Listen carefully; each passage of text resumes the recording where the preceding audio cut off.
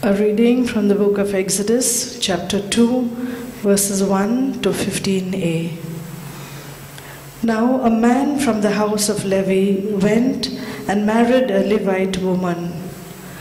The woman conceived and bore a son, and when she saw that he was a fine baby, she hid him 3 months. When she could hide him no longer, she got a papyrus basket for him and plastered it with bitumen and pitch. She put the child in it and placed it among the reeds on the bank of the river.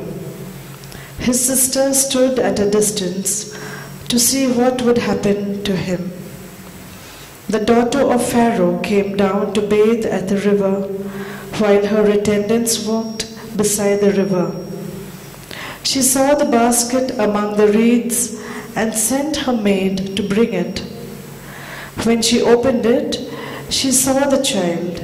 He was crying, and she took pity on him.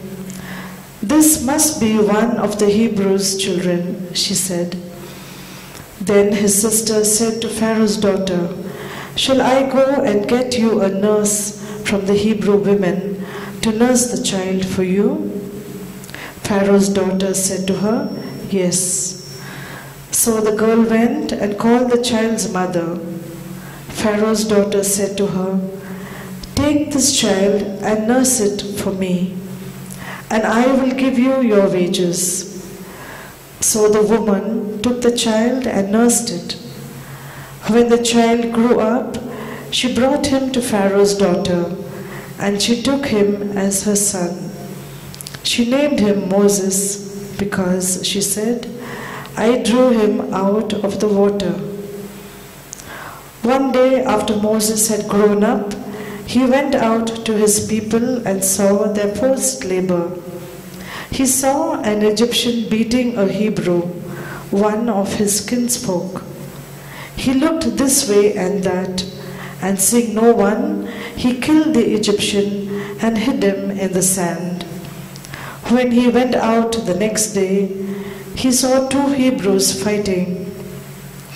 And he said to the one who was in the wrong, "Why do you strike your fellow Hebrew?" He answered, "Who made you a ruler and judge over us? Do you mean to kill me as you killed the Egyptian?" Then Moses was afraid and thought, "Surely the thing is known." When Pharaoh heard of it, he sought to kill Moses.